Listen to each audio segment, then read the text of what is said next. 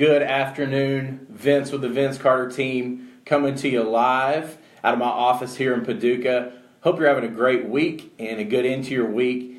It is raining like cats and dogs, or has been. I think it's finally actually let up outside. I hope you are staying dry. Want to talk about something really important today. Recently Rick Pitino has had a lot of heat on him, stripped titles, all kinds of things. And I want to talk with you about how to avoid some Rick Pitino press as a home seller. Funny, because I think I'm in Wildcat country in Western Kentucky. Most college basketball fans are huge UK fans.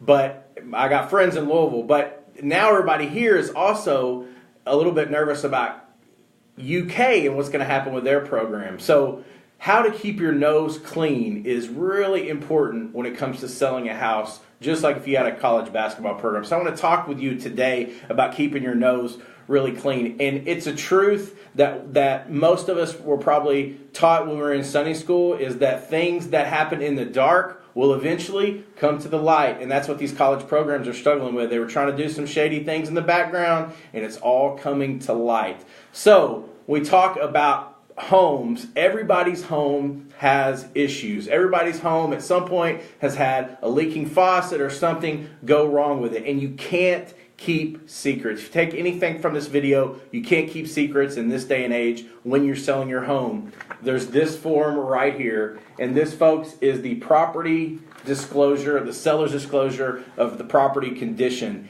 And it's got a question that frames the whole thing. And it says, any past or current problems affecting, and then there's a laundry list, 4 pages of items, HVAC, roof, foundation, questions about those things. And let me just tell you, in this age that we're in, this is an age of disclosure. And I tell my clients all the time, it's always better to over-disclose than under-disclose. Because people ask me, when I meet with them, I'll talk to them about selling their home. Hey, I had a little bit of water in my crawl space. Is that something I need to tell? Hey, we had this electric problem, but we had it fixed 5 years ago. Surely I don't need to mention that. Or, that we've got a little bit of sag in the floor, but I don't think anybody will notice. Do we need to tell?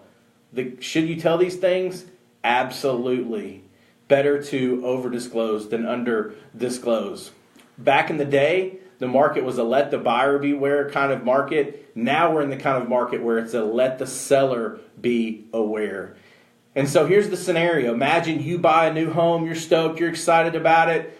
You get the seller's disclosure from the seller and it says everything works great. For example, the furnace works great, it's perfect, never had any repairs. And you move in with your new family in February and boom, it's 20 degrees in your house because your furnace isn't working. And you call the furnace company, like, hey, can you come out and take a look at this? And they say, oh yeah, we come out to that address all the time and fix that furnace. But on the seller's disclosure, it said they'd never had any problems. Do you think you're going to feel real merciful towards that seller? Absolutely not. And if you think this is make-believe, let me go ahead and tell you, I know personally in another market area of someone who's been going through 2 years of court fees and meetings and nasty letters and all kinds of stuff because someone didn't disclose properly on the seller's disclosure. So disclose the things. Don't be Pitino and get Pitino press. Make sure you work with a professional who knows how to guide you through these legal forms and look out for your best interest. You have any real estate questions, you know who to call. The Vince Carter team, 270-908-0020. We'd love to hear from you. Have an awesome weekend.